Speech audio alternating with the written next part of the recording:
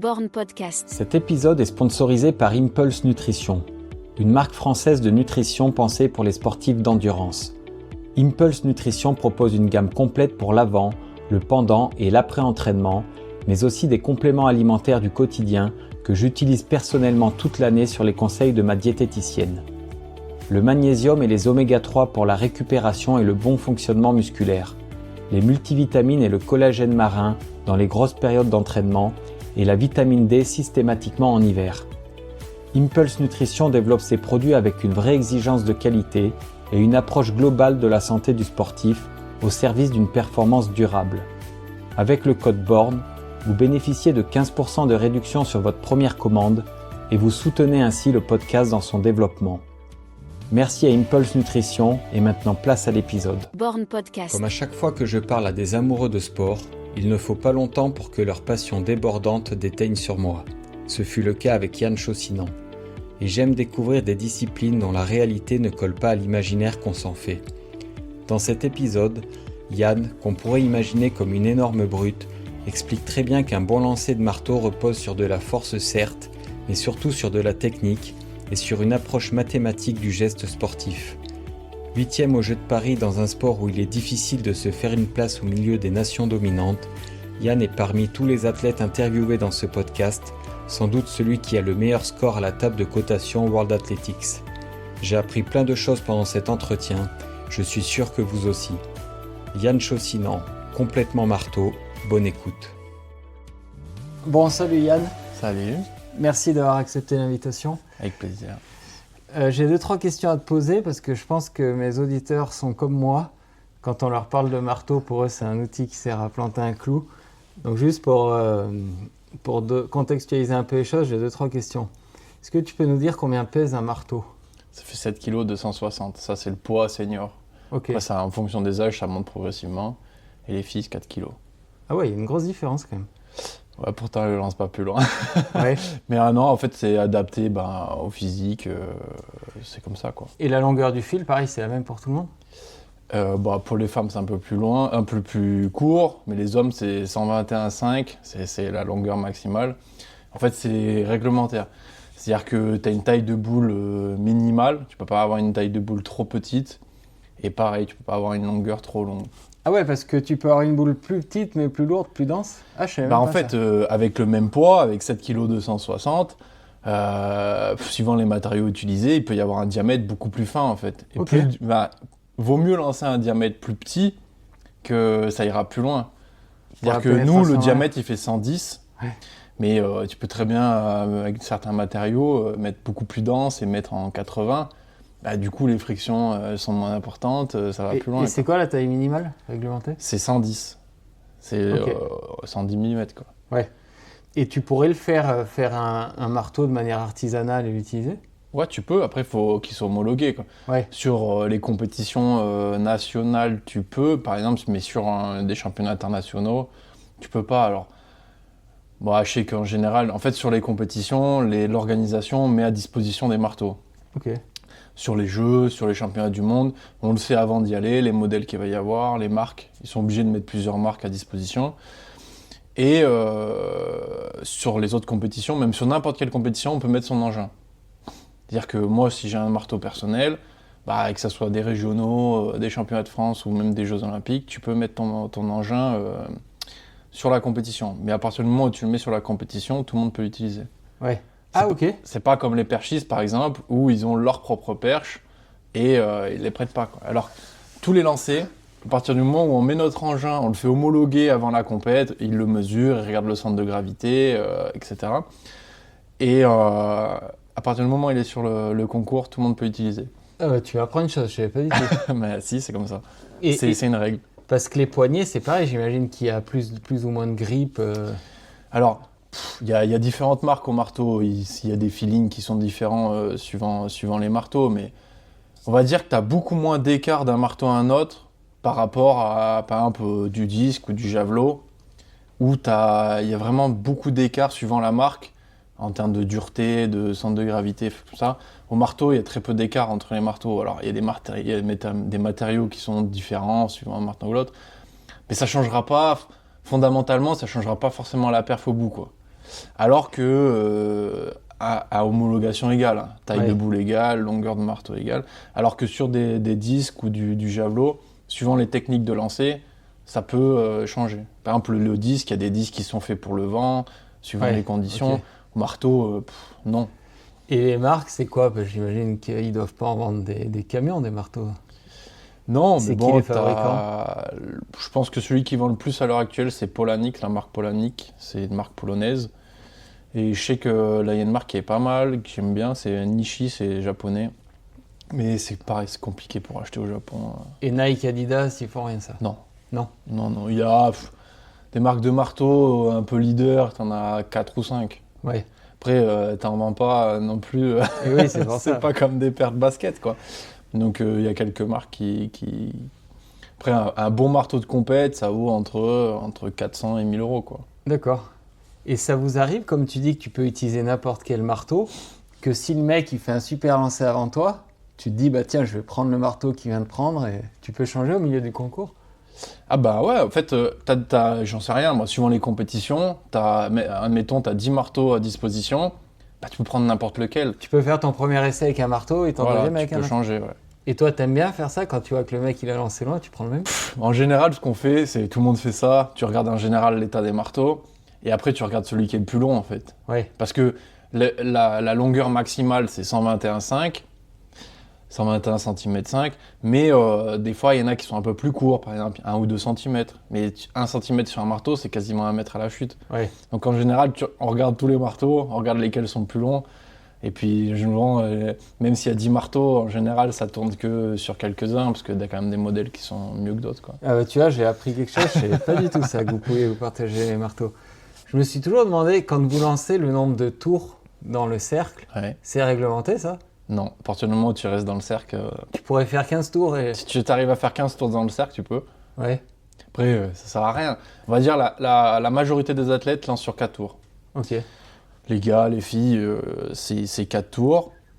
Donc, que je veux dire combien? Le record du monde est sur 3 tours. Moi, je lance sur 3 tours, c'est une des particularités. Il n'y a pas grand monde qui lance sur 3 tours. Mais par exemple, je sais qu'il y a un Italien, il lançait sur 5 tours. C'est des techniques qui sont différentes, quoi. Et le but c'est quoi? C'est de créer de l'inertie Bah, le but, c'est que si tu arrives avec 2 tours à avoir la vitesse maximale, bah, faut lancer sur 2 tours. En fait, le but, c'est que au moment où tu lances ton marteau ou le marteau quitte la cage, faut qu'il ait la plus grande vitesse possible. Ouais, Que tu fasses 1, 2, 5 tours, 6 tours, bah, peu importe. Le but, c'est que tu arrives à rester dans le cercle, que tu mordes pas, que tu sors pas. Si tu arrives à faire 5 tours. Après, c'est dur à accélérer sur 5 tours. ouais. Mais c'est pour ça que la majorité des athlètes, ils font 4 tours. Et t'es pas désorienté si tu fais 4-5 tours? Non. C'est une question d'habitude. Ouais, Tu fais c'est tellement l'entraînement. des milliers et des milliers de jets que je sais que moi, par exemple, quand tu reprends, tu peux avoir des fois le tournis. Mais ton cerveau, il s'habitue. Moi, je sais que par exemple, ça me pose aucun souci de faire 10 tours dans le sens dans lequel je lance normalement, comme un droitier. Ton marteau, il tourne de la droite vers la gauche. Mais si tu tournes dans l'autre sens comme un gaucher, bah, j'ai le tournis. Ouais, Parce que ton cerveau, il s'adapte à ce que tu lui demandes, en fait. ok. Je te pose la question bête, hein, mais je connais pas du tout. Tu peux me dire le record du monde, c'est combien actuellement? C'est 86-74. Et le record C'est de- l'un des plus vieux records du monde. Ah oui, C'est l'époque de l'URSS, ouais. ok. 1986, je crois. Il était légal, tu crois? Le record? Ouais. Comment ça? Enfin, à Bah, l'époque il a de été fait en l'URSS. championnat. Ouais, mais je veux dire, il y a des doutes, des soupçons sur le... Ah bah à l'époque de l'URSS, on a plus de doutes là. Mais après, Et c'était un quoi, le c'est gars? des athlètes, les records sont encore homologués, ils ne sont pas fait attraper, ils sont pas fait Et c'était un attraper. russe, le gars? Ouais. Le record de France, c'est combien? C'est 82-38. Et c'est qui? Je sais même pas qui C'est c'est. Gilles Dupré, je suis pas très loin. Ok. Et toi, ton record, c'est 80 et quelques? 91, ouais. Ouais. Ok. Et tu peux expliquer comment ça se déroule un peu un concours? Bah alors, un concours de marteau, c'est un concours comme les autres concours, comme les autres lancers, comme la longueur finalement. Il n'y a que les autres concours qui sont avec des montées de barres où c'est un peu différent. Mais à lancer, en fait, on peut prendre le déroulé d'un championnat. Je vais prendre par exemple les jeux, il y a les qualifs. Donc en général, tu as 2 concours de qualifs. Tu fais, je sais pas combien on était au jeu, tu prends 2 concours de 16, tu as les 32 qualifiés. Et le but, c'est de soit faire une barre minimale qui était demandée, Donc au jeu, je crois que c'était 77,50, 78. Si tu fais cette perf-là, bah, tu es qualifié d'office. Et après, ils complètent au bilan, au résultat, pour arriver jusqu'à 12 au moment de la finale. En qualif, on a 3 essais pour faire cette performance-là. Si par exemple, le premier essai, tu fais la barre de qualif, tu fais ton premier essai et tu rentres chez toi et tu te prépares pour le lendemain. Et après, bon, au jeu, il y avait un jour d'écart entre les qualifs et la finale, mais en général, c'est la veille et le lendemain. Donc, et pour la finale, ce qui se passe pour quasiment toutes les compétitions, on était 12. Et en fait, ce qu'il faut savoir, c'est que les 12 ont 3 essais. Donc, on fait les 3 essais, et à l'issue des 3 essais, ils refont un classement où ils gardent que les 8 meilleurs des 12 pour avoir 3 essais supplémentaires. Ok. Donc tu peux aller faire une compétition et finalement faire que 3 essais. Si t'es pas dans les 8 meilleurs, tu fais que 6 essais. Que 3 essais. Et une question de demi-fondeur, encore, ça va être que des questions bêtes. Hein, mais un lancer de marteau, ça crée de la fatigue? Ouais, en fait, à la différence du demi-fond, le marteau, c'est une discipline très technique. Alors, même si dans le demi-fond, il y a de la technique, mais on est plutôt sur un aspect physique, le demi-fond. Sauf quand tu as des techniques de course, etc. Mais les disciplines techniques, le marteau, c'est une des disciplines de l'athlétisme les plus techniques avec la perche. Ça peut créer beaucoup de fatigue nerveuse, parce que tu te concentres beaucoup sur de la technique, tu cherches un idéal. Et après, bien sûr, il y a de la fatigue physique. Mais si tu es fatigué nerveusement, ton physique, tu n'arriveras pas à lui demander grand-chose. Donc, moi, je sais que la moitié de ma prépa, c'est de la musculation, de la prépa physique. Et l'autre moitié, c'est des séances de lancer, de technique. Mais je sais que là où je sais que moi, cet hiver, peut-être un peu, je suis tombé là-dedans, sur de la fatigue nerveuse, quoi. Ouais. Et sauf qu'une fois que tu es fatigué nerveusement, derrière, c'est compliqué. Mais ça crée de la fatigue physique normale due à un entraînement intensif d'athlète de haut niveau. Quand tu t'entraînes 10 fois par semaine, forcément, tu as de la fatigue. Mais je sais que le piège, un petit peu, c'est de tomber dans de la fatigue nerveuse, quoi. Ouais. Et comment, on vous voit jamais à la télé, comment vous vous échauffez? Vous faites 2-3 lancers à blanc, là? Alors, tu fais ton échauffement physique traditionnel sur le terrain d'échauffement. Tu fais un jog? Ouais. Moi, je cours pas, mais je fais pas mal d'exercices. Et il y en a qui courent? Il y en a quelques-uns qui courent, mais bon, quand moi, je fais 110 kilos, mais quand tu as des mecs qui sont 120, 130 kilos, c'est pas forcément conseillé de courir trop, quoi. Mais oui, des petits footings, des choses comme ça. En fait, le but, c'est vraiment de faire monter la température du corps. Donc, fais des exercices de mobilité, un petit peu d'étirement, pas mal d'exercices. Comme les gars en muscu, un peu. Des élastiques, voilà, pareil. Le but, c'est de préparer son corps à avoir un effort bref et intense. Un lancer, c'est 3 secondes, quoi, 3-4 secondes. Donc, ton corps, il monte à une intensité maximale sur un jet, qu'il soit prêt sur un seul jet. C'est pour ça que c'est un peu la difficulté des concours. C'est qu'on prend, par exemple, de l'athlétisme en général. L'athlétisme en général, tu as une compète dans l'année, c'est le championnat majeur. Même si tu as des meetings, tu te prépares en général pour un championnat majeur. Et tu arrives sur le championnat, au minimum, tu as 3 essais, quoi. Ouais. C'est pas un concours, c'est une gestion qui est un peu différente d'une course, quoi. Parce que de course, le mec qui peut partir, si t'es bien, tu peux réussir à le rattraper, ou etc. Concours, tu foires tes 3 lancers, tu rentres chez toi, quoi. Ouais. Et tu parles de faire augmenter la température du corps. Souvent, on vous voit, vous êtes en long, en lancer. C'est pour ça, justement, pour maintenir une température. En fait, c'est que entre les essais, il y a quand même du temps. Ouais. C'est-à-dire que tu mets facile, des fois 15-20 minutes sur les championnats, des fois 15-20 minutes entre un jet et un autre. Et donc, le but, c'est de rester chaud. Tu ne veux pas rester en activité tout le temps entre tes jets parce que tu vas te fatiguer, quoi. Ouais. Le but, c'est de rester chaud, de s'activer suffisamment, de faire un petit peu des exercices, des trucs comme ça, pour essayer de rester chaud. Mais le but pour rester chaud, c'est de se couvrir, quoi. Ouais. Ou on voit aussi, comme les perchistes, ils mettent des manchons de compression pour la après, circulation. pour faire circuler. Mais... Même des fois, ils se rhabillent entre deux sauts. Quasiment tous les concours, tout le monde se rhabille, à part quand tu es en plein été et qu'il fait 35 degrés. Mais même les mecs, quand ils sont en salle, ou nous, on fait pas de salle, mais l'extérieur l'hiver, le but, c'est de rester le plus chaud possible. Parce que, justement, le but, c'est de rester chaud, parce que entre les 2 essais, finalement, il n'y a pas d'effort. Donc, si tu te couvres pas, tu te refroidis tout de suite, quoi. Et tu parlais un peu de fatigue mentale. Est-ce que c'est comme des fois, quand on fait, je sais pas, du ping-pong ou quoi, on perd la gestuelle, tu sais, on a un geste qui passe plus. Ou est-ce que des fois c'est un peu pareil, des fois la geste on le perd? Bah après, le ping-pong que tu fais chez toi le dimanche, c'est pas la même chose, mais les mecs qui sont pros, ils ont des sensations. Ils ont un feeling avec la balle, un feeling avec la raquette, machin. Et donc nous, c'est pareil. Nous, c'est... Alors, il y a le stéréotype du lanceur, c'est une brute, etc. Et finalement, c'est pas du tout le cas. Ah ouais, non. En fait, c'est un sport très, très technique. Et en fait, bon, t'as une recherche de technique. Mais ce qui est le plus important, c'est une recherche de sensations. C'est-à-dire que si t'as pas ces sensations-là, bah, finalement, il y a des mecs qui sont très, très forts en muscu, qui n'ont jamais réussi à lancer loin. Donc, il y a le paradoxe, en fait, de se dire « Ah, t'es fort, mais finalement, c'est pas parce que t'es fort que tu vas lancer loin, et inversement. » En fait, le marteau, c'est toujours trouver un équilibre entre la force et la technique, et la vitesse, finalement. C'est-à-dire que moi, je sais que, par exemple, j'ai des périodes où en muscu, je suis vraiment bien, je progresse sur toutes mes barres en muscu, mais en lancer, je régresse. Parce qu'en fait, c'est de réussir à trouver l'équilibre entre je prends de la force et j'arrive à retranscrire cette force-là dans mon geste. Ouais. Par exemple, si à l'arraché, sur 3 mois, j'ai pris 20 kilos ou en squat, des fois, c'est dur à retranscrire. Ouais. Il y a des fois, tu y arrives, mais il y a des fois où il y a des moments où il faut être patient parce que tes perfs en lancer, elles vont dégringoler. Et alors que tu te sens bien en muscu, tu es en forme, mais tes perfs en lancer, elles vont dégringoler parce qu'il faut réussir à retranscrire cette force-là ou cette vitesse-là dans le marteau. Ouais, mais je pense qu'il y a encore plus précis que ça. Vous n'avez pas des repères visuels qui changent en fonction du stade, de la lumière et tout? Ah si, bien sûr, tu as le filet. Et en fait, le but, c'est de réussir à...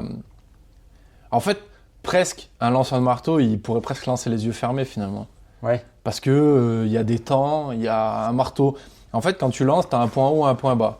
Ton marteau, il te passe devant, il est en point bas, donc il est devant toi en bas. Et quand il est derrière, il est en point haut. Donc finalement, tu lances, tu as toujours un point haut, un point bas. Après, ce qui se passe autour, c'est d'avoir le plus de longueur possible. C'est des maths, c'est la physique. Plus ton marteau aura de vitesse, plus il aura un chemin de lancement important, plus il va aller loin. Et donc, c'est de réussir toujours à trouver un équilibre à ça. Alors, c'est sûr qu'il y a je sais qu'il y a des plateaux qui sont différents, tu as des cages qui sont différentes. Si des fois le filet il est un peu près, ça peut te déstabiliser. Après, c'est le but d'un athlète de haut niveau, c'est de réussir à s'adapter à toutes les conditions. Je sais que là, j'étais à Chypre, le plateau, c'est un plateau qui est assez glissant, très très rapide. Après, c'est de réussir à adapter. Des fois, on peut changer de chaussures pour s'adapter au mieux, quoi. Mais nous, tu sais, des fois, les séances sur piste, il suffit que tu ailles sur une piste que tu connais pas. Ouais. Les repères visuels, on doute sur une ligne pour faire un 300, tu vois, alors que c'est les repères visuels. Et en fait, il y a les particularités au marteau, mais parce que on en lance dans une cage, etc. Mais je pense que c'est le propre d'un athlète de haut niveau, peu importe la discipline ou je pense peu importe le sport. Ce qui va peut-être faire la différence avec les autres, c'est son adaptabilité en fait. Ouais. C'est-à-dire que t'as un mec qui peut être bon, mais il arrive sur un stade, c'est pas son stade, et s'il n'arrive pas à s'adapter, ou pareil, un mec qui fait du demi-fond, il arrive sur un stade, ouais, mais la piste elle lui plaît pas, mais tu fais comment? Donc finalement, je pense que ce qui est important chez les athlètes, mais peu importe la discipline, que ce soit une discipline technique ou une discipline demi-fond, sprint, je pense que le propre c'est de réussir à s'adapter, quoi. Ouais. Une question que j'avais pas notée, mais elle me vient. Pourquoi on appelle ça un marteau? Bonne question. Tu sais pas? Non, je sais qu'initialement, c'était pas un câble, c'était une boule, et après un manche en bois qui se lançait comme ça, comme un peu les jeux Ok. celtiques là, qui se fait... Et en anglais, on dit comment, marteau? Hammer. Ok. C'est hammer throw, normalement. Mais en fait, ce qui se passe, c'est que c'est...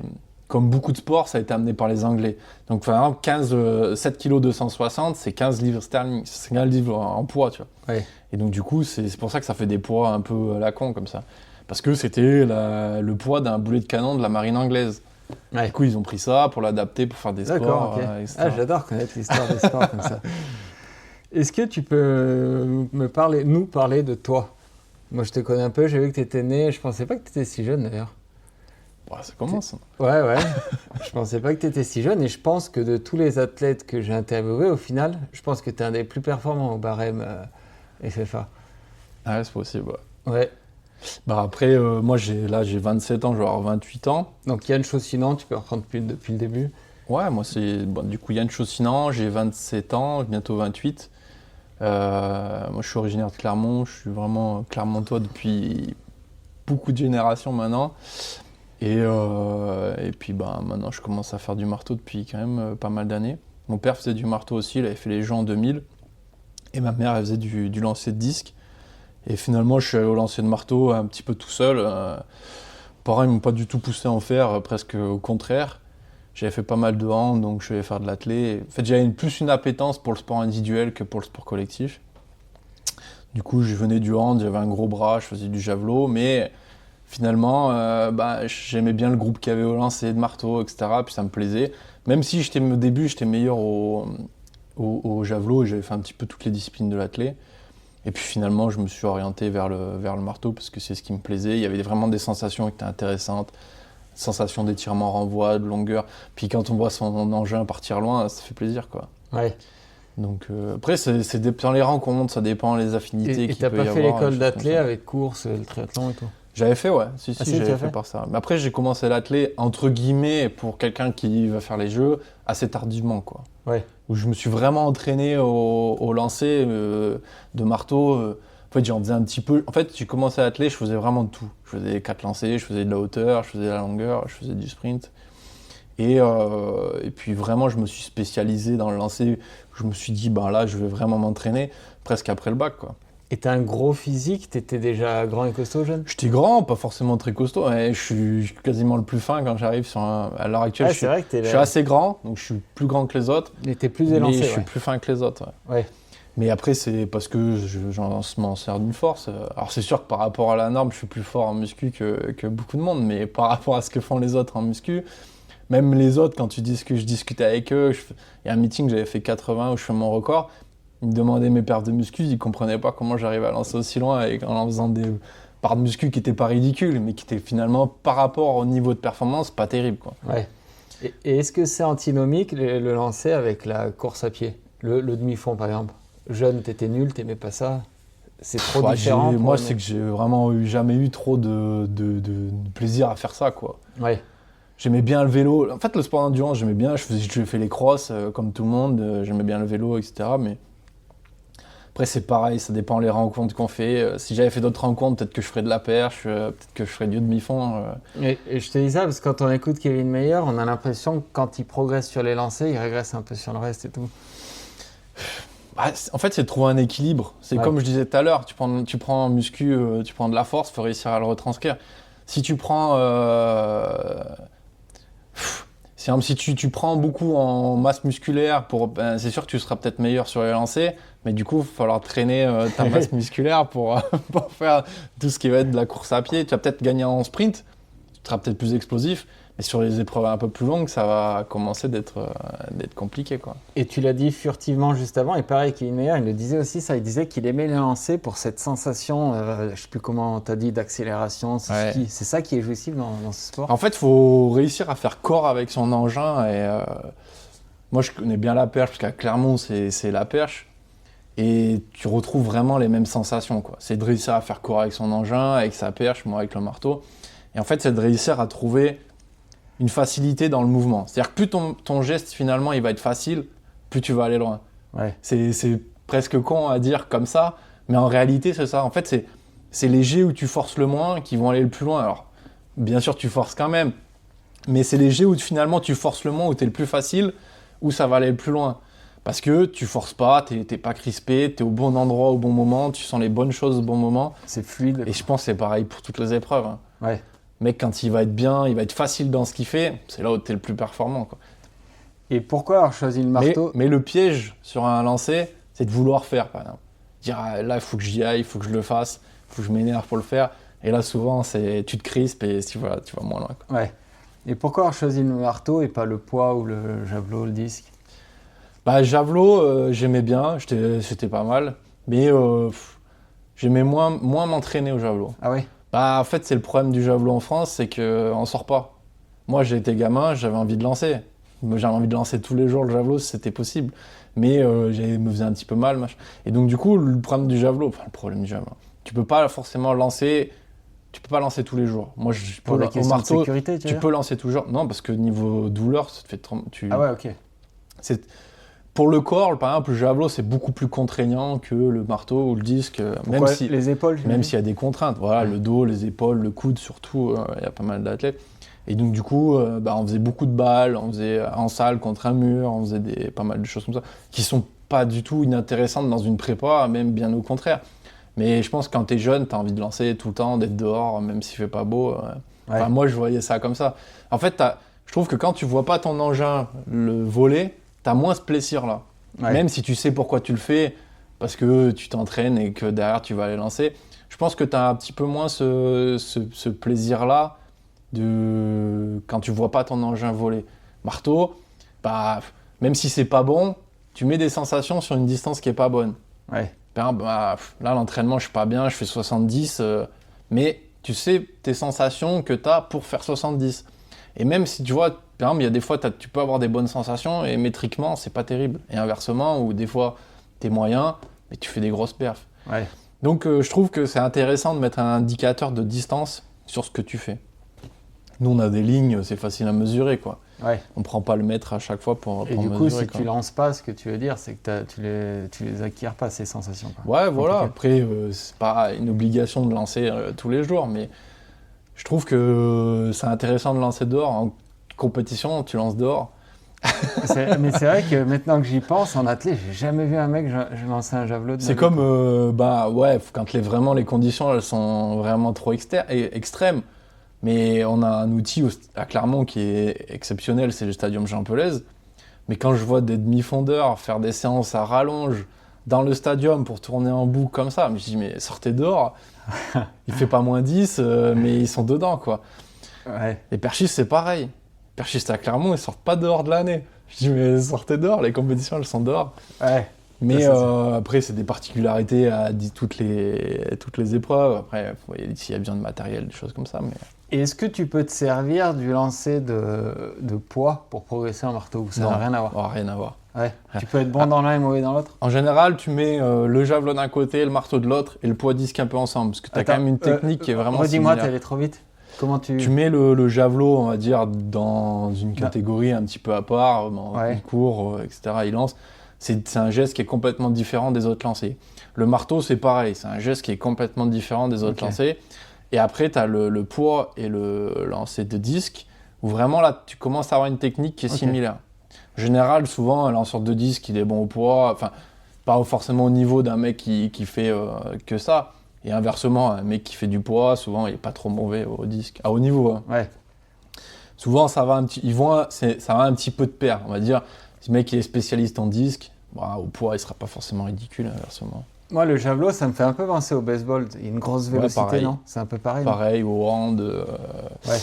Après, il y a des gens qui sont très forts au baseball ou au handball, qui ont vraiment un bras de fou et qui ne sont pas forcément si bons que ça au javelot. Ouais. Parce que la particularité du javelot, il faut réussir à... Nous, on appelle ça taper dans la pointe. Il faut que tu réussisses à taper correctement dans ton javelot. Si tu fais ça en force, pareil comme le marteau, si tu fais ça en force, comme par exemple au hand ou au baseball, où des fois tu veux mettre un peu de force et où ça peut passer, alors qu'au javelot, ça passera pas. Quoi. Ouais. Est-ce qu'on peut parler un peu entraînement? Ouais. Du coup, parler un peu de muscu, d'aérobie. Moi, j'aime bien parler de poids de corps, savoir s'il faut un poids spécial et savoir s'il y a des modes dans l'entraînement comme le double seuil en demi-fond et tout ça. Comment tu t'entraînes alors, toi? Moi, je fais entre 4 et 5 séances de lancer par semaine et 4-5 séances de prépa physique, musculation. Et une séance de lancer, tu vas en faire combien? Ça dépend les périodes, mais c'est entre 20 et 30 G, quoi. Ah ouais, c'est beaucoup quand même.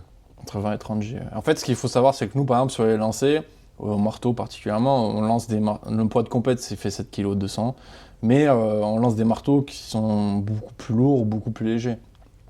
Pour travailler la vitesse, on va lancer du 5 ou du 6 kg. Et après, on lance des marteaux 8, 9, 10 kg. 8, 9, 10 kg, on les lance en marteaux normaux, donc en un câble long comme le 7 kg. Et après, on peut lancer des marteaux qui sont plus lourds, encore jusqu'au 15 kg, quoi, avec des câbles qui sont plus courts. Okay. Donc tu travailles la vitesse sur du léger, et tu travailles un peu la force sur... En fait, c'est une manière détournée de se muscler en lançant, en fait. Et tu fais une centaine de lancers par semaine, quoi. Ouais. Et tu mesures pas à chaque fois. La technique. En fait, on mesure pas à chaque fois parce que on va pas. Mais en fait, nous, la chance qu'on a, c'est qu'on a un secteur et on a des lignes qui sont tracées tous les 10 mètres. Donc tu sais, si tu fais 72, 75, t'as un ordre d'idée, quoi. Ouais. Donc tu sais à tout léger, entre guillemets, je peux mettre une mesure sur ce jet-là. Et est-ce que l'entraîneur, il te dit, par exemple, la lance à 30 mètres ou c'est à chaque fois à fond Bah, en fait, ça dépend des séances. Ouais. Il y a des séances où tu vas essayer de faire un petit peu ce que tu peux. Et en fait, c'est souvent, moi, le cas. Par exemple, j'en sais rien, moi, au 7 kg, il va mettre un plot entre 75 et 70 et il faut que je tape dedans, quoi. Ouais. Ou il met un plot à 70 et il faut que je sois à plus ou moins 2 mètres du plot. En fait, ça te permet de travailler. En fait, moi, j'ai un peu de mal avec ça, mais parce que il y a des gens, c'est comme ça. Mais je sais que, en fait, normalement, quand tu sais lancer, tu sais bien lancer, tu es capable de lancer avec n'importe quelle vitesse, à n'importe quelle distance. Ouais. Moi, je dois pouvoir être capable de dire, ben là, je mets un plot à 40 mètres, je vise 40 mètres. Et en fait, ça, on le fait souvent de se tourner sur des montées progressives. Je mets un plot à 30 mètres, je fais 30 mètres. Plot à 40, je fais 40, 50, 60, 70. Comme ça, on essaye de monter comme ça. Et vous faites, tu vas me prendre pour un con, mes questions. et vous faites jamais de lancer face à une montée pour apprendre à lancer haut En fait, ça change rien. Ça change rien. En fait, ton lancer, que tu lances sur une pente, que tu lances sur une montée, ta technique, ça sera la même, si tu veux. À partir du moment où ton plateau, il est droit. Tu vois ce que je veux dire ? Oui, mais tu le sais pas. Oui, mais si c'est plat, tu sais pas si le truc, il est parti. En fait, le seul truc qui va changer, c'est ta distance. Ouais, oui, mais si ton entraîneur, il trouve que tu lances pas, que tu prends pas assez de hauteur, j'en sais rien. Tu vois ce que je veux dire, si tu donnes pas tu assez peux de jouer sur ta parabole de lancer, mettre de l'angle. Ah oui, ok. Oui, tu peux mettre plus ou moins d'angle sur ton geste, ouais. Mais ça, vous le faites au doigt mouillé ou vous vous entraînez, il y a des... Tu le sens, hein, quand tu mets de la hauteur sur ton marteau ou pas, tu le sens. Même visuellement, l'entraîneur, il voit si ton marteau, il a beaucoup d'angle ou pas à l'éjection, quoi. Et là, pareil, ça c'est des maths. Est-ce que vous avez des data scientists qui calculent, qui vous disent... Ouais, on a eu la chance, là, à la fédération, d'avoir Giuseppe qui fait des datas de fou qui a fait une thèse sur les datas du marteau, là. Et on a des données, on a un truc qui s'appelle le Flyscope, par exemple, qui capte la boule, un truc de golf normalement, et qui donne des données des vitesses d'envol, angle d'envol, etc. Et après, il nous filme léger, et il nous met des tracés de boules, il nous met des temps de double appui, des vitesses d'éjection, des vitesses de boule à chaque tour. Là, c'est vraiment intéressant. Et t'as appris des trucs ? Bah ouais, en fait, ça permet de comparer des jets, par exemple, des fois à la même distance, et finalement, les valeurs du jet ne sont pas les mêmes. Ouais. Donc, après, ce qui est intéressant aussi, c'est de comparer un peu avec les autres. Moi, je ne suis pas trop là-dedans, mais je sais que c'est intéressant. On le fait parce que suivant les meilleurs, par exemple, tu prends 10 mecs qui font 80 mètres, il n'y en a pas un qui aura une même donnée, quoi. Ouais. Donc, c'est intéressant de voir, par exemple, à la vitesse de tes moulinets, à quelle vitesse à quelle vitesse tu pars au départ, par exemple. Ouais. Voir si tu arrives à avoir une grosse accélération entre ton premier tour et ton troisième ou ton quatrième, voir si tu décélères, voir si... vraiment, il y a un panel de choses à étudier qui est assez intéressant. Ouais, ça va être super intéressant, ça. Ouais. En muscu, vous faites quoi, du coup ? Beaucoup de muscu ? On fait pas mal de muscu, ouais. Après, il y a différentes écoles, mais pour moi, le but, c'est d'être le plus complet possible. On n'est pas dans la même optique que le mec qui va faire de la muscu en salle. Nous, le but, c'est d'être vraiment le plus efficace possible, donc d'avoir de l'explosivité, des intentions de barre, etc. Alors, comme tout le monde, tu passes... En général, on a, sur l'année, un petit peu... Moi, je sais qu'avec mon entraîneur, qui est mon père, on est sur une planification, on va dire, entre guillemets, assez simple. Tu fais le début de saison où tu fais pas mal de renforcement, un petit peu de volume, des séries un peu plus longues. Et après, le but, c'est de redescendre un petit peu en série au fur et à mesure de l'année pour prendre en intensité, un petit peu de force, etc. Ouais. Et t'en fais combien en volume hebdomadaire, là, de muscu ? Je fais... en fait, le truc, c'est que je préfère en faire plus, mais moins grosse. Quand même, les séances de lancer, c'est pareil. Parce que du coup, t'es un peu plus efficace. Vu que moi, je bosse à côté en plus. Donc le but, c'est vraiment d'avoir... on fait 5 séances de muscu. Je fais muscu préparation physique. Parce qu'il y a plein de petits exercices à côté, des exercices qui sont plus spécifiques. On fait de la plio, on fait des haies, des montées d'escalier. Moi, je fais une séance de piscine par semaine. Il y a pas mal de choses comme ça, complément, pour être vraiment le plus complet possible, quoi. Et t'y restes quoi, 2 heures, 5 Ouais, heures par 1h30. En séance efficace, tu mets 1h30. Quand tu rajoutes des étirements, des choses comme ça. Et tu peux être plus haut, ouais, faut avoir un peu de pied aussi pour tenir Le ça but, sur c'est le d'être pied. le plus explosif possible, quoi. Ouais. Moi, par exemple, je fais de la plio sur des haies à 1m06. Ah ouais. Pourtant, je fais plus de 110 kilos. Ouais. Ok. Et l'aérobie, je crois savoir que tu cours pas presque. Non, Tu fais jamais de footing. non. Ah ouais. Je fais vélo, rameur, Ah oui. ok. piscine. Ah, tu fais du cardio quand même. Ouais. Ouais. Bah, le but, en fait, c'est pas forcément de faire du footing, mais c'est de réussir à avoir une base physique Ouais. qui te permette Ok. d'encaisser les séances. C'est pour ça qu'au début de l'année, on essaye de faire pas mal de cardio. Mais tu peux faire du cardio avec de la muscu, hein.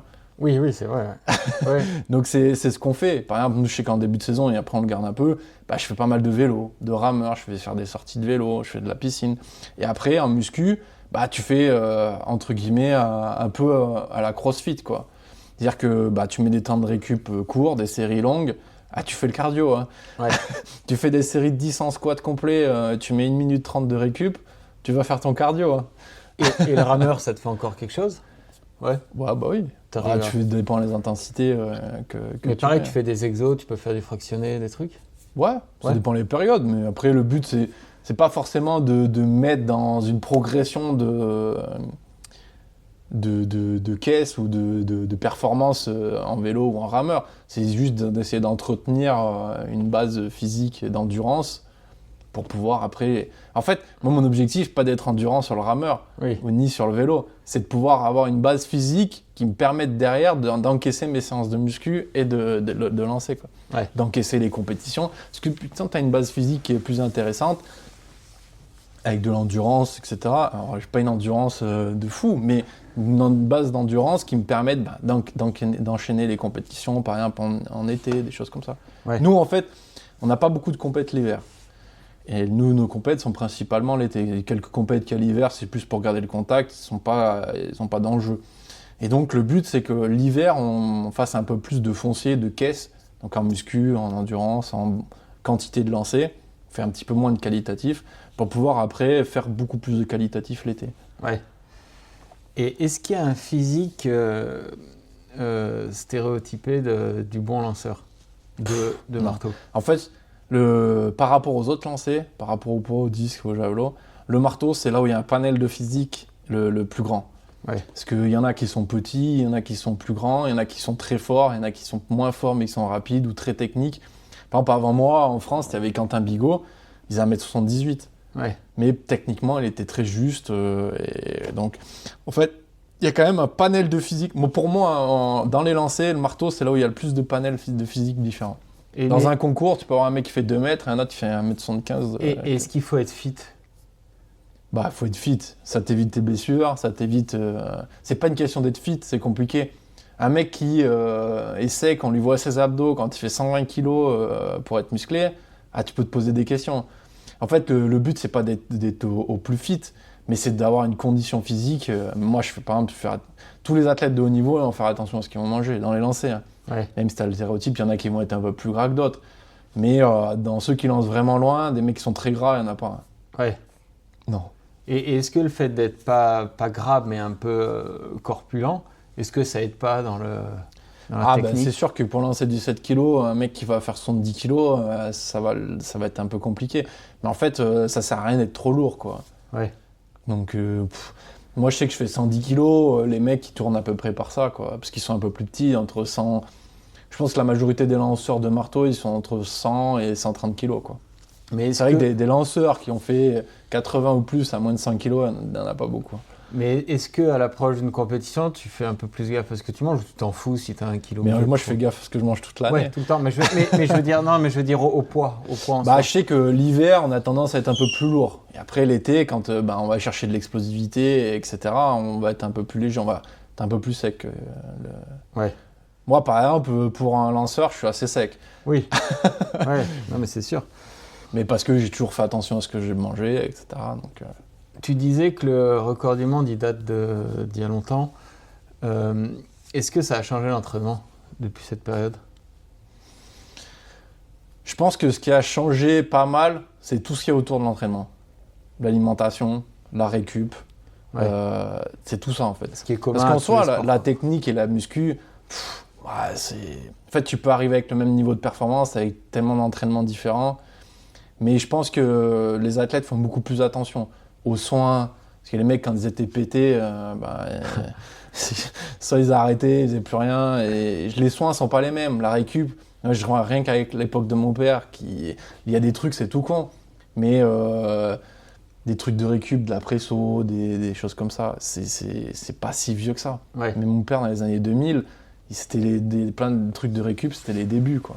Mais il n'y a pas des modes où on vous dit à un moment, ouais, non, la muscu, ça sert à rien, ou la muscu, faut en faire beaucoup. Alors, non. Après, c'est... Il y a des écoles. Il y a des écoles de lancer. Il y a surtout les écoles de mouvement. Je sais que, bon, en France ou même à l'étranger, la muscu, c'était vraiment le plus simpliste possible, quoi. Tu faisais des squats, des soulevés de terre, de l'arraché, de l'épaulé et des rotateurs. En France, beaucoup, ça a été ça. Et le but, c'est, pour moi, ce qui est le plus intéressant maintenant, c'est que les lanceurs, ils sont ouverts à tout plein de trucs. T'aurais pas souvent vu un lanceur se mettre sur un vélo ou sur un rameur, alors que maintenant, c'est bénin, quoi. Ouais. Et je pense que ce qui a évolué, bon, c'est la récup, etc. Mais c'est surtout que les athlètes, dans leur préparation, ils sont ouverts à plein de trucs. Les lanceurs de marteau, ils se sont mis à faire du coucher, à faire du renfort d'épaule, des abdos, en fait, c'est d'essayer d'avoir tout un renfort pour éviter les blessures, pour être le plus complet possible, etc. Je pense que c'est ça qui a amené à l'heure actuelle par rapport à avant, quoi. Et les blessures, c'est quoi les principales blessures là? Les genoux, le dos. Je pense que là, c'est Les genoux à cause des torsions. Ouais, je pense. Parce qu'on fait beaucoup de squats. Et beaucoup de squats. Ouais. Beaucoup de squats, donc tout ce qui est ménisque, tout ça, Ouais. les tendinites, ça aime pas trop. Et le dos, parce que des torsions, quoi. Ouais. Ah ouais, c'est pas Bigot justement qui a des grosses sciatiques, des hernies discales. Ah, il y a là. la hernie discale. Moi, je connais pas de lanceur de marteau et qu'on passe soit quelques problèmes de genoux ou mal au dos, hein. Ouais. Après, le reste, bon, ça dépend. Je sais que moi, j'ai des petits problèmes à l'épaule, etc. Mais je pense que le plus gros, c'est le dos et les genoux.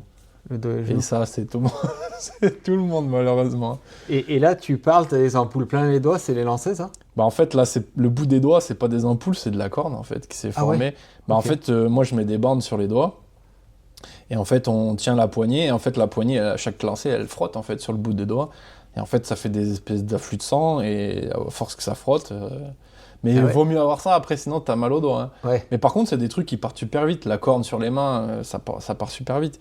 Mais par exemple, je sais que quand je fais une coupure après la saison estivale, en général, je coupe un mois où je lance pas. Bah, je fais pas rien, mais je lance pas pendant un mois. Bah, t'as mal au doigt, hein. Ouais. Les 10 premiers jours de séance, t'as mal au doigt, hein. Le temps que justement tes articulations elles se refont à s'alider mais ouais, les doigts, moi je sais que j'ai des petites entorses dans les articulations à force de lancer, etc. Ah ouais. Et ça Et fait encore, mal. moi j'ai pas trop les doigts qui grossissent, mais je sais que certains lanceurs ils chopent des boudins à la place des doigts, quoi. Ouais.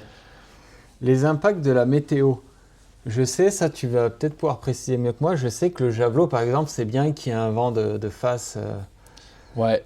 Ouais, le javelot c'est plutôt de dos, c'est au disque, ils aiment bien être face, mais Ah, c'est pas le nous javelot, il n'y je a crois. pas vraiment d'incidence. Ouais. Non, parce que le marteau, l'engin en fait est assez lourd, qu'il n'y a pas vraiment. Alors il faudrait vraiment qu'il y ait un gros vent de face, tu vas perdre entre 50 cm et 1 mètre, quoi, mais par Et rapport la aux pluie, autres non distances. Bah en fait, non. En fait, ce qui Ok. va le plus changer, c'est dans le plateau. Ah oui, c'est ouais, ok. Si vraiment ça souffle fort dans le plateau, ça va te déstabiliser, ça va pas te mettre sur les bons repères. Et la pluie, c'est pareil, ça peut rendre un plateau glissement, ça dépend. Mais ça n'a pas un réel impact sur la lancer, perf, quoi. Ouais. sur le lancer finalement. Alors que tu prends le javelot, avec du vent ou pas de vent, ils peuvent prendre ou perdre 10 mètres, hein. Ouais. Au disque, c'est pareil. Au disque, là, il y a une compète aux États-Unis où ils font tous des perfs. Ils prennent entre plus de 5 mètres. À performance équivalente, hein. Ils feraient la même sans vent. J'en sais rien, le mec, il va faire son 3, son 4. Avec du vent, il fait son 10. Et ben c'est pas le spot aux États-Unis où ils Si, vont à tous Ramona, là, parce là. que Ouais. le vent est.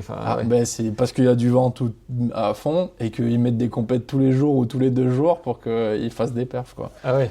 Il y en a beaucoup qui font leurs perfs là-bas, quoi. Ok. Mais là-bas, c'est des mecs qui... Alors, bon, c'est un mec qui est nul, il va pas faire une grosse perf, parce que c'est aussi, il faut savoir lancer avec le vent, hein. C'est une technique qui est particulière. Mais un mec qui vaut 65, il peut faire 70 mètres, quoi. Ouais. Ah ouais. Ouais. Et après, quand vous lancez dans les filets, c'est quoi? C'est que vous avez trop tourné, que ça glissait et que ça part. C'est quoi en général l'explication? Quand ça part dans le filet, Ouais. bah, c'est que tu veux faire. Techniquement, t'es pas juste.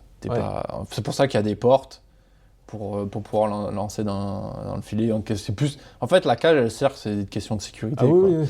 Mais c'est parce que la technique est pas bonne, parce qu'il y a eu l'intention de faire, parce que pas mal de choses, il y a eu une glissade ou plein de trucs.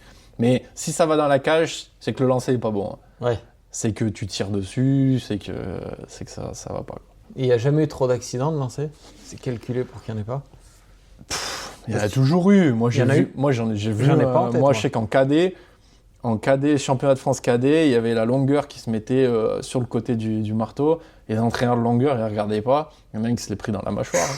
Hein. Ouais. Et encore, c'était un 5 kg et qui allait pas très loin. Bah ouais, mais... Et il a dû manger de la soupe pendant un moment. Après, des accidents de marteau, il y en a eu. Il y en a qui se sont pris dans les jambes en marchant, des choses comme ça. Mais en fait, c'est des gens qui graves passent, accidents. En fait, il y a une règle. Quand tu es sur un terrain de lancer, celui qui va chercher son engin, parce que souvent on lance à plusieurs sur un aire de lancer, et on tourne. Enfin, celui qui lance va chercher son engin, et entre-temps, tu en as un autre qui lance. On lance pas tous en même temps, on va pas tous chercher nos engins en même temps. Et donc, pour qu'il y ait un flow continu de lancer. Donc, la règle, c'est toujours ça. C'est toujours celui qui va chercher son engin, il regarde le lanceur, tout le temps. Et si on voit, par exemple, le lanceur, il regarde toujours s'il y a quelqu'un sur le terrain, et il siffle. Ouais. À tous les jeux, Ah ouais, moi je sais que quand je suis en séance en groupe, parce que je m'entraîne quasiment tout le temps tout seul, mais quand je fais des séances en groupe, systématiquement je siffle avant chaque jeu. Ouais. Comme ça, la personne elle entend, elle voit que tu es en train de lancer et elle regarde. Et j'imagine que les choses sont faites, parce que moi je vois jamais de gens lancer, que vos horaires, vous avez des horaires habituels qui sont pas en même temps que ceux qui courent, non, j'imagine. Bah, la chance que moi j'ai au CESO, c'est qu'on a une aire de lancer où il n'y a que nous, quoi. Ah oui, c'est vrai, ouais. Ah oui. Et c'est la chance qu'on peut avoir dans certaines villes où il y a une aire de lancer qui est que pour nous. Parce que, mine de rien, ça dégrade quand même le terrain, tous les impacts. Ouais, en plus, ou alors quand le stade est... souvent la cage est sur le terrain principal. Et des fois, il faut faire attention quand c'est des... Alors, quand c'est des gens qui vont pas très loin, c'est pas gênant. Mais je sais que moi, quand tu commences à faire des grosses distances, c'est problématique de lancer sur un stade. Au milieu d'un stade, c'est problématique. Ouais, tu serais pas libéré, quoi. En stage, quand on y va, de toute façon, on lance le matin. Le matin, en général, t'as pas grand monde. Mais c'est sûr, tu veux faire une séance à 17h en même temps ou 18h en même temps que tous ceux qui font du footing, c'est problématique. Quoi. Ouais. Est-ce qu'on peut parler de la culture des... Parce que le footing, le mec qui court, il regarde pas. Hein. Ouais. J'ai l'impression que les sports de force, et je m'ai lancé dedans, c'est vraiment des cultures qu'on a ou qu'on n'a pas selon les pays. J'ai pas les strongman, tu sais, t'as des pays qui ont pas du tout cette culture et d'autres si. Les lancers, j'ai l'impression que c'est alors là, le strongman, c'est vraiment à l'extrême, mais même la muscu, la muscu, c'est ce qu'il y a de plus facile. Dans une préparation d'un athlète, d'un lanceur, la musculation, entre guillemets, je mets vraiment des gros guillemets parce que c'est pas vraiment le cas. Ah non, mais je te parle pas. C'est ce qu'il y a de plus... Non, mais la muscu, c'est ce qu'il y a de plus facile et c'est là où c'est le plus facile de progresser. Je dis un mec qui vraiment s'entraîne vraiment, qui se donne les moyens de s'entraîner, en muscu, c'est facile. Enfin, c'est facile, c'est pas facile. Non, mais ce que je veux dire, c'est la culture des sports de lancer et tout. J'ai l'impression que dans certains pays, elle est très forte et dans d'autres, elle est quasi absente. C'est pas très culturel comme sport, le lancer? Ça dépend des pays. Franchement, toi, tes parents étaient des lanceurs, tu vois. Mes parents étaient des lanceurs, mais ça dépend de la considération qu'il y en a. Mais il y a des pays où les lanceurs, c'est des stars, quoi. Les pays de l'Est, c'est des stars, quoi. Mais après, il n'y a pas beaucoup d'athlètes qui, finalement, sont des stars en France. Parce qu'il n'y a pas cette culture du sport. Ok, on en connaît certains parce que ils sont très connus, c'est parce que c'est des sports qui sont connus. Mais le nombre d'athlètes qui vont faire des bons résultats au jeu, personne qui les connaît. Ouais. Et t'as jamais envisagé d'aller t'entraîner en Pologne? C'est quoi les meilleurs? C'est les Polonais, Ça dépend. Après, moi, j'ai jamais trop été attiré par le fait de m'entraîner avec des concurrents, quoi. Ouais. Des mecs qui sont devant moi. Mais après, ça dépend les philosophies de chacun. Hein. Mais je sais que je commence à y réfléchir un peu parce que là, ça fait 2 ans. 2 ans et demi que je m'entraîne tout seul. Tous les jours, je suis tout seul. Et ça commence d'être un peu dur. Pas forcément de partir, mais d'essayer de faire un petit peu des stages avec d'autres athlètes avec qui je vais lancer en compétition, quoi. Ouais. Est-ce que de caler ça sur des meetings, des trucs pour essayer de faire un petit peu autre chose, parce que finalement, tu tombes dans une routine. Et je pense que de t'entraîner tout seul comme ça, tu te fatigues 2 fois plus, quoi. Ouais. Et je pense que là, cet hiver, j'ai une période de grosse fatigue mentale. Et je pense que ça y contribue de s'entraîner vraiment tout seul tout le temps. Ou quand ça va pas, tu vas puiser encore plus loin. Ça te forge, ça t'aide sur certains points, mais je pense qu'il y a des moments, c'est dur de vraiment tout le temps s'entraîner tout seul. Et ce serait quoi la solution? C'est de partir un mois en Pologne? J'en sais rien. Parce qu'en France, je suis en train de voir pour peut-être faire venir des athlètes, par exemple, j'ai des copains qui sont grecs, de venir les faire lancer à Clermont. Par exemple, ils peuvent venir une semaine, 15 jours. Moi, je peux y aller une semaine, 15 jours. J'en sais rien encore, c'est à voir, mais pourquoi pas faire des petits rassemblements comme ça avec d'autres athlètes. Et tu dis que les athlètes de l'Est, c'est des stars? C'est des gars qui gagnent beaucoup d'argent et tout? En fait, ça dépend. Mais en fait, ils ont une petite sécurité, on va dire. Par exemple, dans le pays de l'Est, ils sont tous militaires. Ouais. En Italie, en Ukraine, en Pologne, ils sont tous militaires. Donc déjà, tu as ta paye de militaire et tu peux t'entraîner tranquille, et après tu peux avoir des partenaires, des équipementiers. Moi, par exemple, j'ai pas d'équipementier. Ouais. Je fais 8e au jeu en 2024, j'ai pas d'équipementier. Parce que les équipementiers, ils s'en foutent, quoi. Ouais. Après, je peux comprendre aussi, pour faire vendre des chaussures de lancer, c'est compliqué, quoi. Et oui. Mais à une époque de mon père, il recevait tellement d'équipements, il savait pas quoi en faire, quoi. Et il y a un système de liste ministérielle et tout aussi?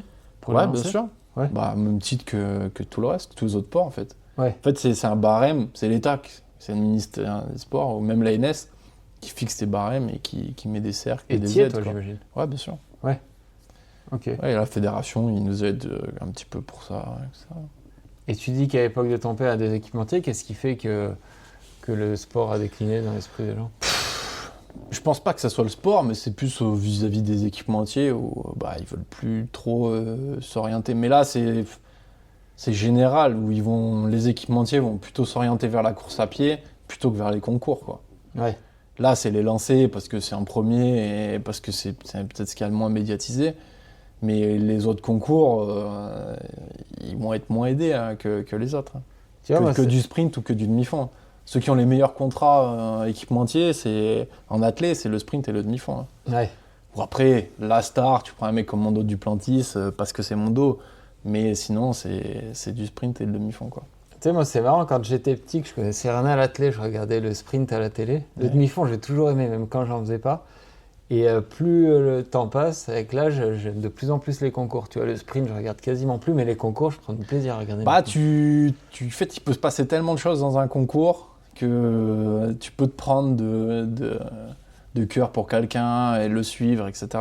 Franchement, à suivre, c'est assez intéressant sur les concours. Par contre, c'est vrai que ça peut être long.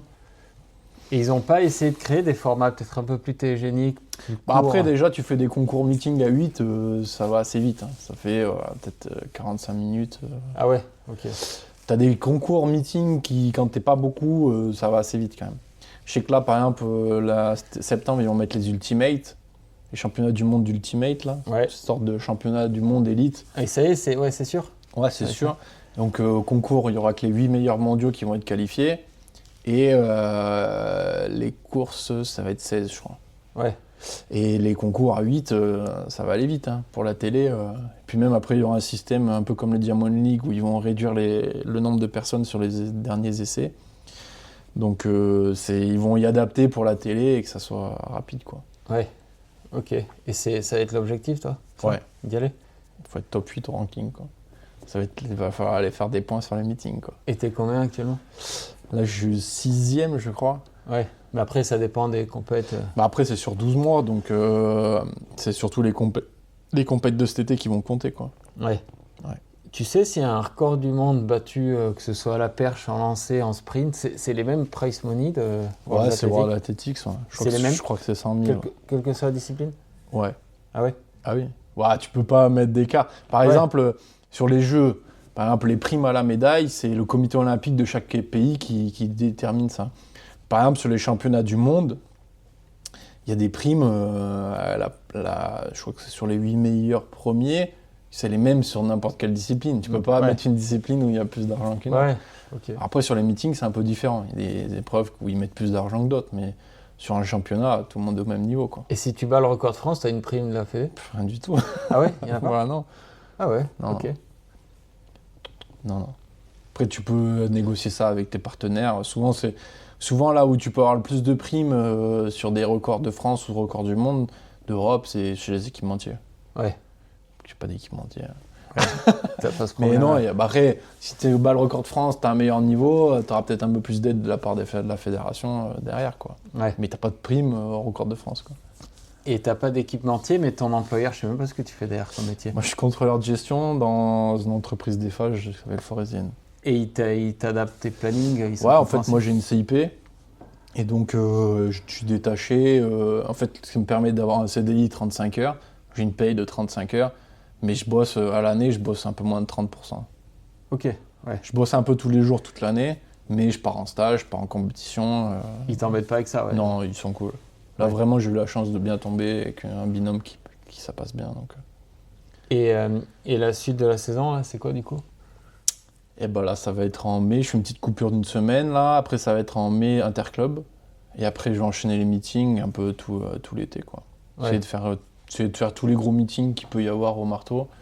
Les meetings à Zagreb, c'est un gold. Un meeting à Budapest, pareil, c'est un gold.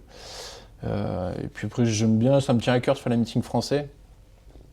Donc, je fais le meeting de Forbach, qui est un gros meeting pour le marteau. Meeting de Nancy, je fais. Qu'est-ce que je vais faire d'autre? Après, les championnats de France à Albi, là, cette année. Ouais. Les championnats d'Europe à Birmingham, en août. Ah oui.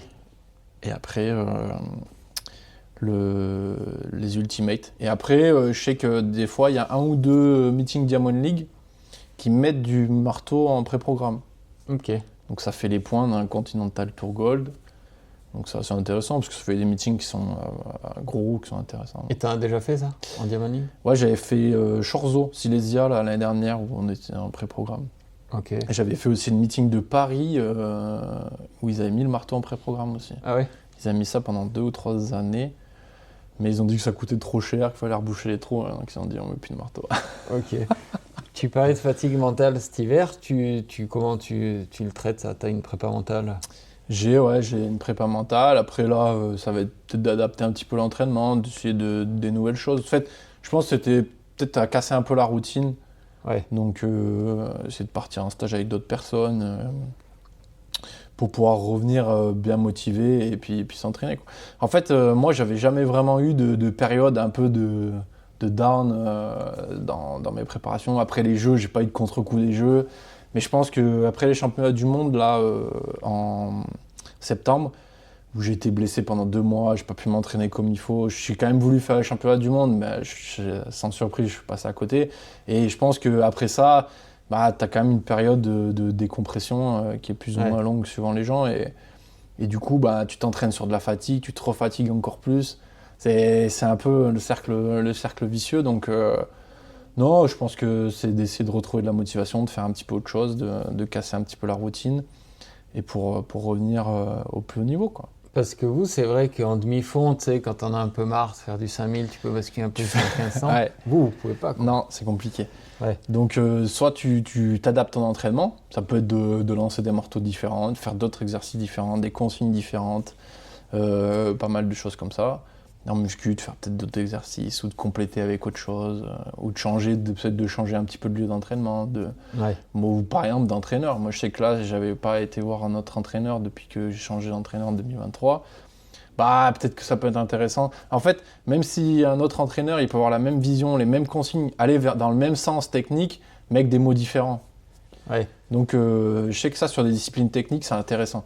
Parce que, après, il faut que l'entraîneur, il s'adapte à toi, il a une technique, il connaisse, quoi.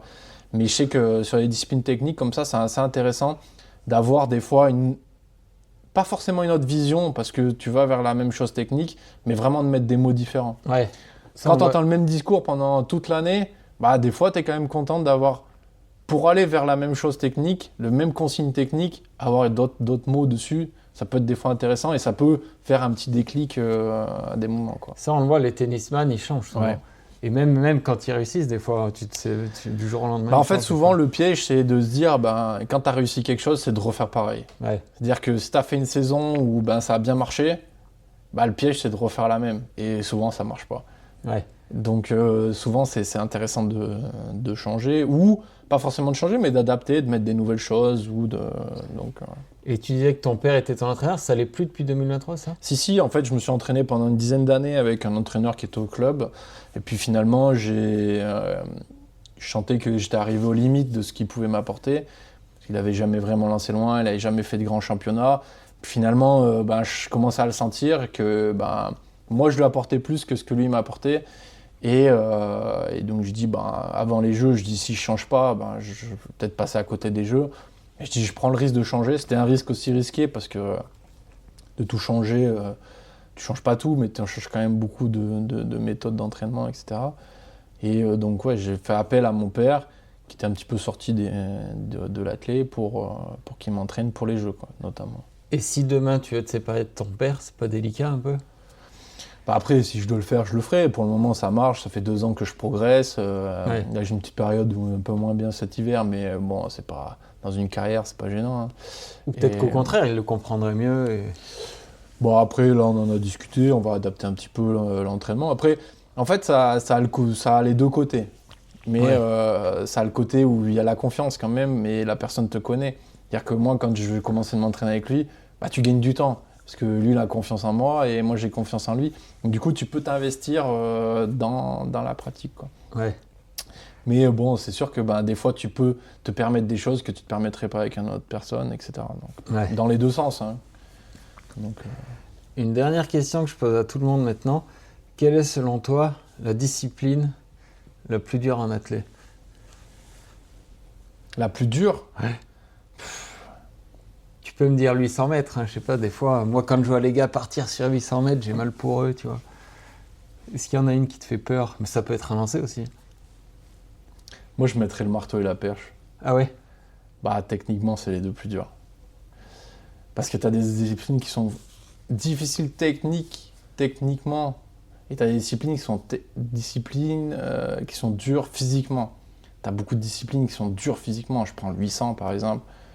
C'est des disciplines qui sont dures physiquement, mais techniquement un peu moins. En fait, sont plus durs sur le moment. Alors, c'est sûr, il se fait des séances dures toute l'année, mais c'est une approche qui est un petit peu différente. Donc, c'est sûr que tu prends la difficulté technique, tu mets les épreuves les plus techniques de l'athlète, tu mets la perche et le marteau. Et sur les disciplines plus dures physiquement, je pense que je mettrais le 800 mètres. Ouais. Ouais. Et du coup, est-ce que, d'après ce que tu dis, est-ce que Duplantis, ça va être un des plus grands athlètes de tous les temps? En termes de palmarès, ouais, c'est possible. Ouais. En termes de palmarès, c'est possible. Et il t'impressionne, en plus, tu as dû le voir. En fait, c'est impressionnant par la facilité qu'il a. Ouais. C'est-à-dire que c'est pour ça qu'il réussit, c'est facile. Tu le vois sauter, même si c'est pas facile, mais il s'entraîne des heures et des heures, des heures. Mais quand tu vois un athlète faire son épreuve ou sa discipline et que tu vois que c'est facile, c'est que c'est là où le mec il est le plus performant. Puis il a l'air de s'amuser et tout, lui, en plus. Ouais, je pense. Ouais. Je pense qu'il s'amuse et il prend plaisir. Je pense que quand tu prends plus de plaisir, c'est là où c'est compliqué, mais quand tu le regardes, tu as l'impression que c'est facile. Ouais. Tu as l'impression qu'il force pas. Et tu prends les autres épreuves, c'est pareil. Tu prends des épreuves où tu as l'impression qu'il force pas, c'est là où ils sont le plus performants. Et tu l'as déjà côtoyé de près? Ouais, fait 1 ou 2 soirées avec lui. Ah ouais? Il est cool? Ouais, il est cool, il débranche bien lui, mais bon. Ah ouais? Ouais. C'est bon, ça va. Mais en fait, c'est comme beaucoup d'athlètes. Dire que tu fais tellement attention toute l'année, pendant 12 mois, tu manges bien, tu dors bien, tu t'entraînes, tu es focus, tu fais pas d'écart, tu en fais le minimum possible, parce que c'est la vie d'un athlète de haut niveau, c'est comme ça. Et il y a des moments où tu débloques, et souvent c'est les fins d'année, fin de championnat, fin de Jeux Olympiques, fin de championnat du monde, etc. Où souvent tu as des athlètes, ils débranchent un peu, et soit tu manges mal, tu fais des soirées, tu fais des choses comme ça. Après, pour moi, ça fait les meilleurs moments. Hein. Ouais. Mais parce que tu t'es entraîné dur toute l'année, tu sais pourquoi tu t'es entraîné et tu arrives à une fin, même si c'est une étape, si tu veux, mais tu arrives à une fin de saison et tu déconnectes, tu lâches toute la pression que tu as accumulée sur une année. Pour mieux repartir l'année d'après, quoi. Voilà. Bon. Merci beaucoup, Yann. J'ai appris plein de trucs, tu vois, je pensais pas en Avec apprendre plaisir. autant. Et à bientôt et bonne continuation. Ouais, salut. Salut.